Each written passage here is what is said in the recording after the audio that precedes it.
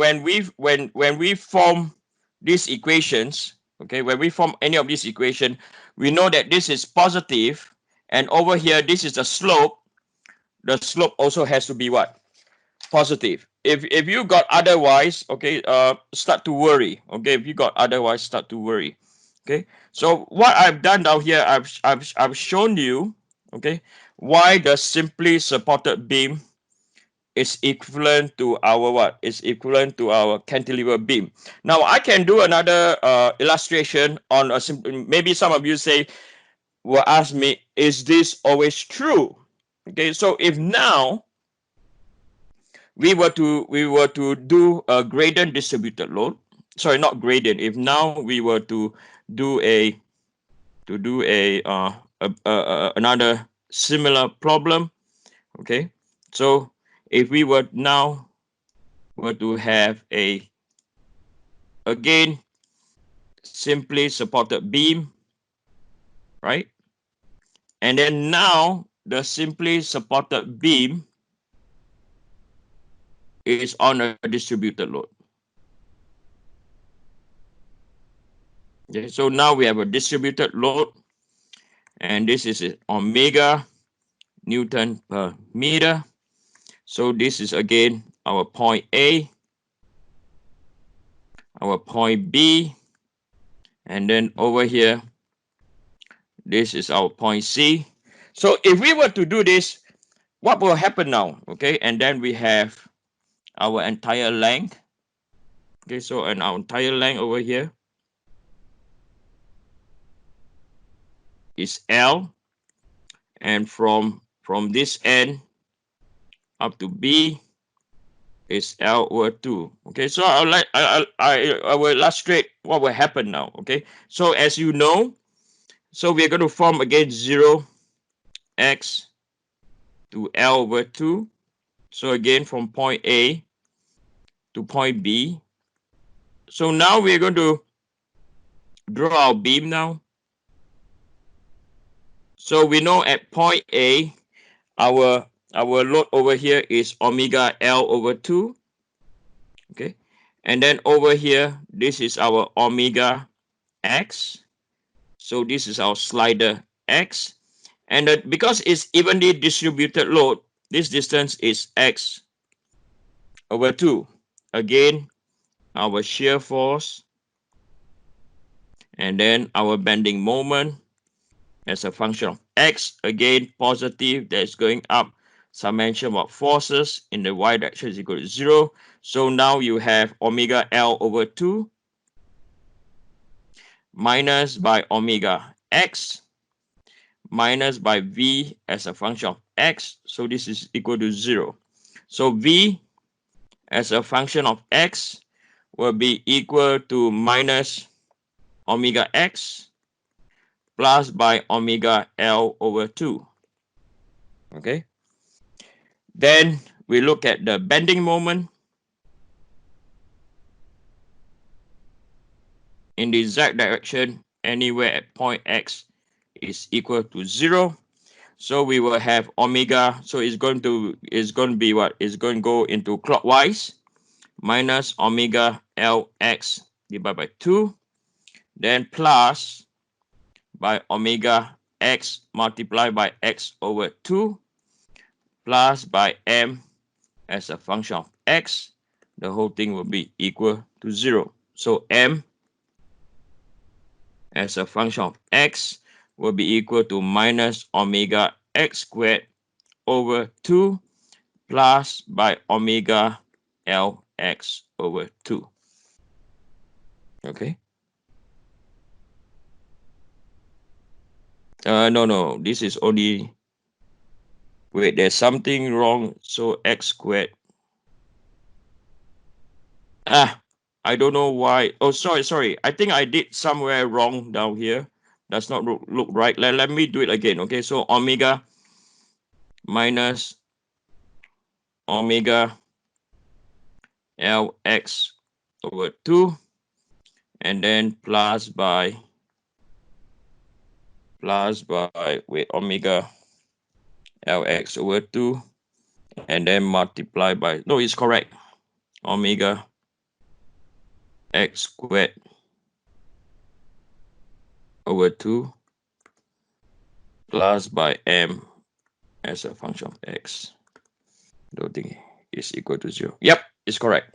Okay, so you will have this expression over here, right? So this is how your shear force and bending. So if we were to go into the cantilever configuration, it's also going to be the same. Okay, I'm looking at my notes now. I think my notes might be wrong. Multiplied by x. Yeah, this is correct. Okay, so now if it's cantilever, the expression will be exactly the same like what I've shown you before. Right, so now I've already done our second point, okay, of our objective is now you know what is a similarity between what is similar between a simply supported beam and a cantilever beam. So the next one I'm going to show you next, okay, from the agenda, the difference between symmetry and unsymmetry bending. Okay, so let's go into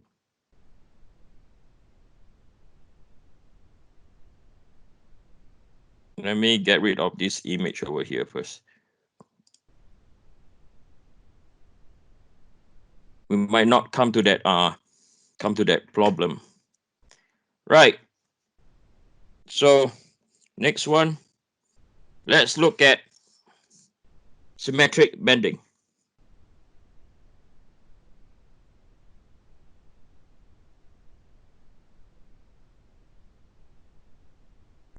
Okay.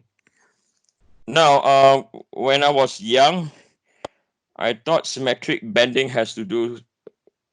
Okay, can anyone make a guess what is the difference between symmetrical bending and unsymmetrical bending? Anyone, please. Thank you.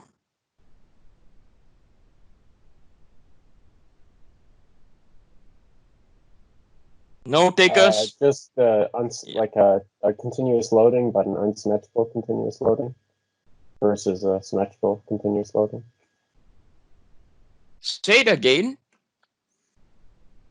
Like we just went over a beam with a continuous loading, but if that continuous loading was not just a flat symmetrical load, but something following a function.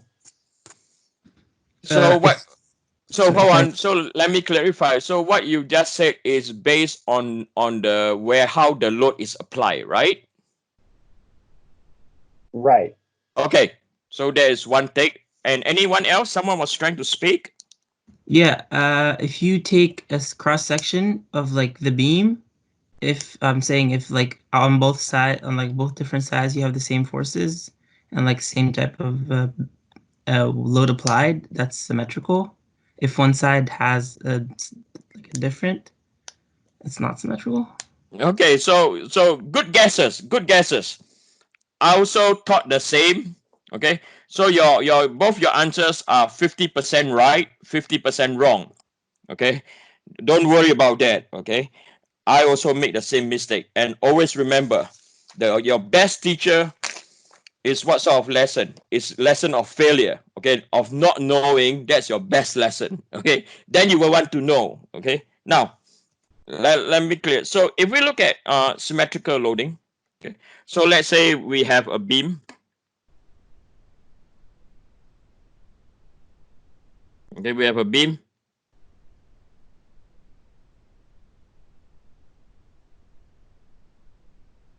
Point A. Another beam over here. Oh, another support down here. Point B. And then we have our load applying this way.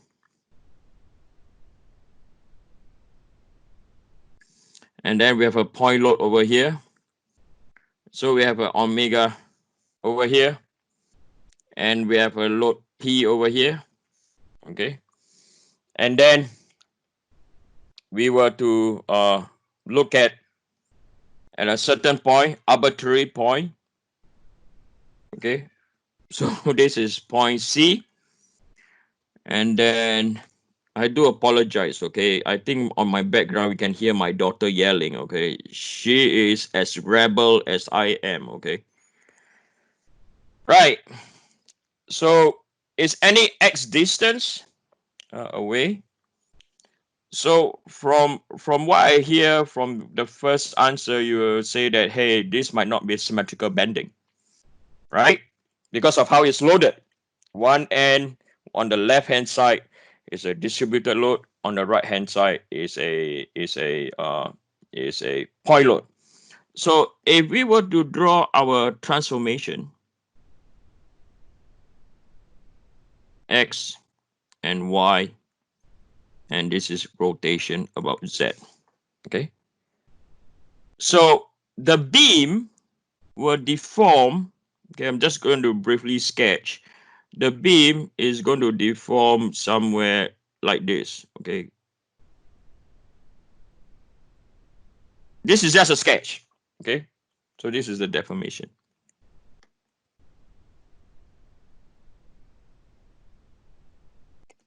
Right? And if you look at the curvature over here, if you look at the curvature, if you look at all this curvature over here, if you look at how the beam is curved, the curvature is rotating about the z-axis, right? So the z-axis over here for us, the z-axis is pointing towards your face. Yes or no? It's pointing towards you. It's coming up from your screen, right?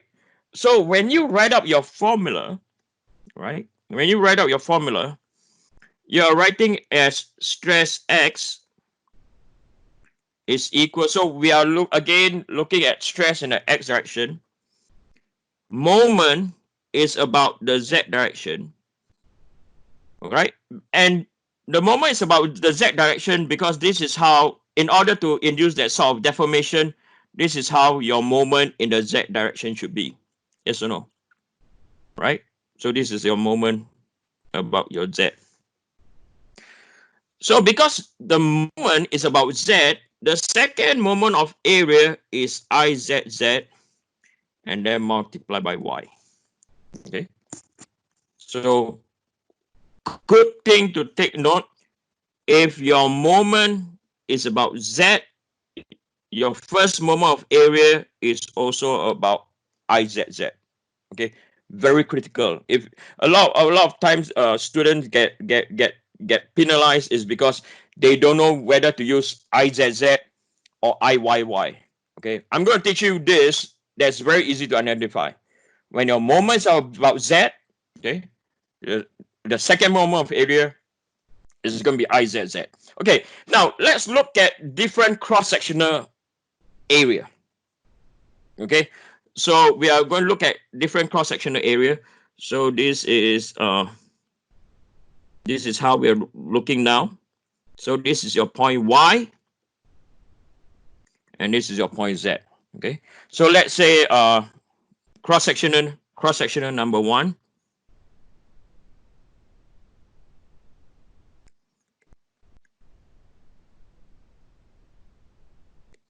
So cross-sectional number 1, we have a T-beam. Okay.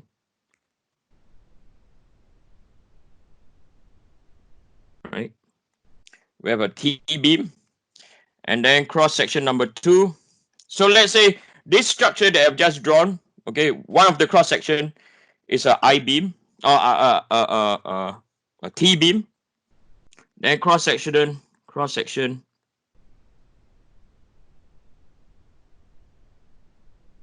number 2, you have an N-beam.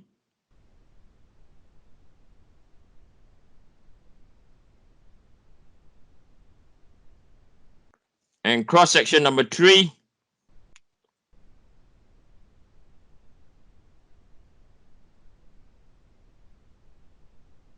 we have a I-beam.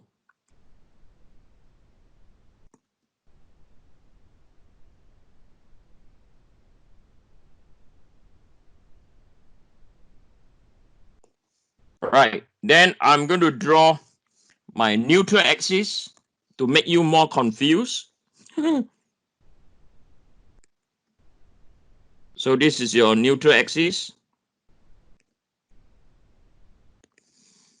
And then this will be your